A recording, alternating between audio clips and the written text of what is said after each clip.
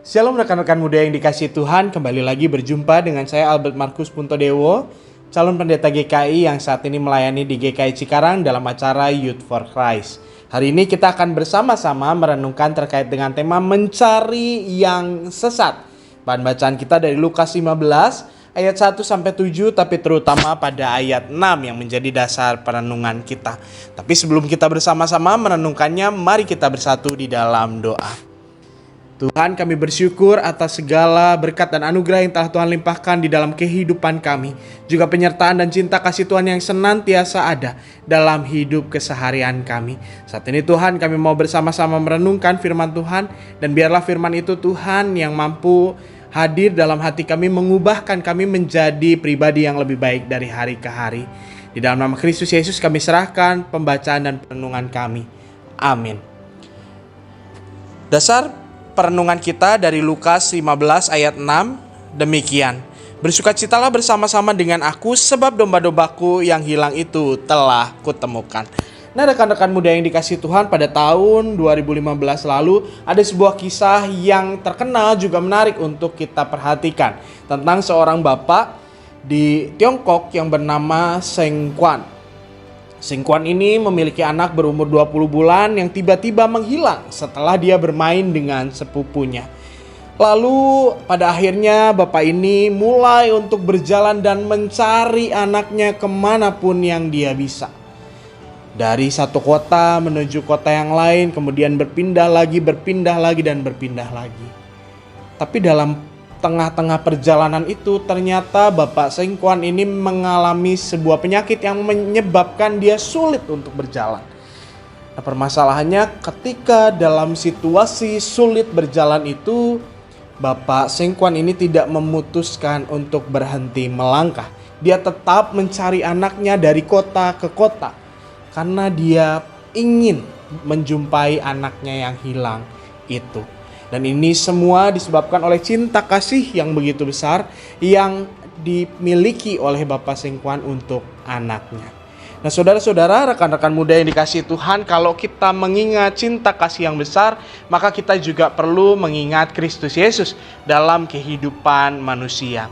Kalau kita perhatikan, Kristus Yesus biasa bergaul dengan orang-orang yang mungkin pada saat itu dijauhi oleh orang, sedikit mendapatkan cinta kasih, atau juga dianggap sebagai orang-orang yang berdosa, misalnya pemungut cukai, orang-orang yang berdosa yang lain. Semuanya dihampiri oleh Yesus. Orang-orang berdosa ini mau mendengarkan pengajarannya, dan Tuhan Yesus juga senang untuk mengajar mereka. Nah, hal ini rekan-rekan itu membuat orang-orang Farisi jadi tidak suka.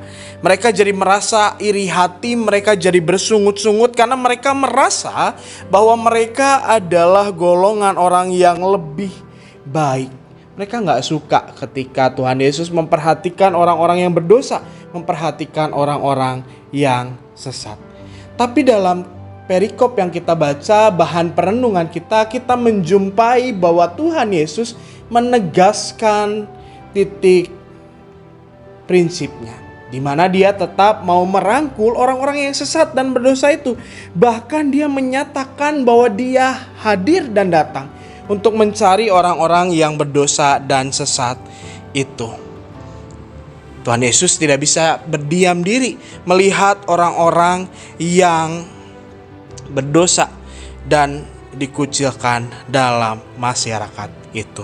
Dan oleh karena itulah dia juga turun ke dalam dunia untuk merengkuh setiap orang yang mengalami pergumulan dengan dosa-dosanya, sehingga ada pertobatan yang dialami. Nah, rekan-rekan muda yang dikasihi Tuhan, mencari orang-orang yang dianggap sesat, yang dianggap berdosa, itu bukan hanya misi dari Tuhan Yesus Kristus, tapi merengkuh dan merangkul orang-orang yang dianggap berdosa ini juga adalah bagian dari panggilan kita, bagian dari misi kita.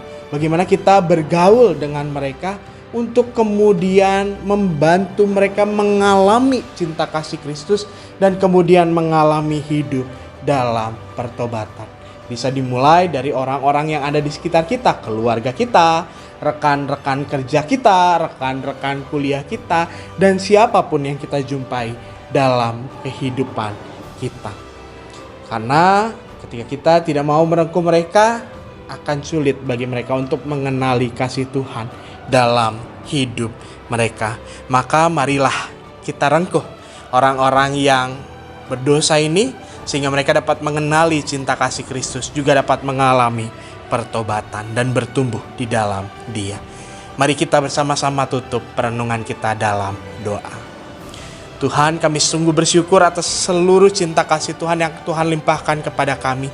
Termasuk juga ketika kami melakukan dosa-dosa, melakukan kesalahan-kesalahan, tapi kami sadari betul bahwa Engkau Tuhan yang mau untuk mengampuni kami, memberikan pemulihan bagi kami, cinta kasih yang tetap ada pada kami, sehingga kami dapat mengenalinya dan mengalami kehidupan dalam pertobatan. Tapi Tuhan, barangkali di dalam lingkungan sekitar kami ada orang-orang yang belum mengenal cinta kasih-Mu. Pakailah kami Tuhan, sehingga kami dapat merengkuh mereka, kami dapat merangkul mereka, dan pada akhirnya mereka dapat merasakan cinta kasih Kristus, juga hidup dalam pertobatan. Tuntun kami Tuhan, kami serahkan kehidupan kami ke dalam tangan-Mu. Biarlah Engkau memakai kami sebagai alat untuk memuliakan Engkau. Dalam nama Kristus Yesus kami berdoa dan bersyukur. Amin.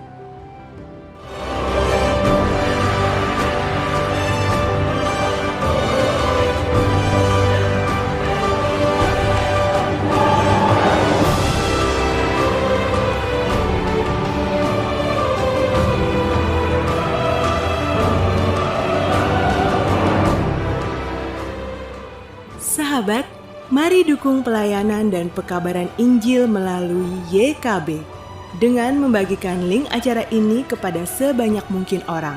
Dukungan juga dapat saudara lakukan dengan mentransfer dukungan finansial ke rekening BCA ke nomor 450 305 2990 450 305 2990 atas nama Yayasan Komunikasi Bersama.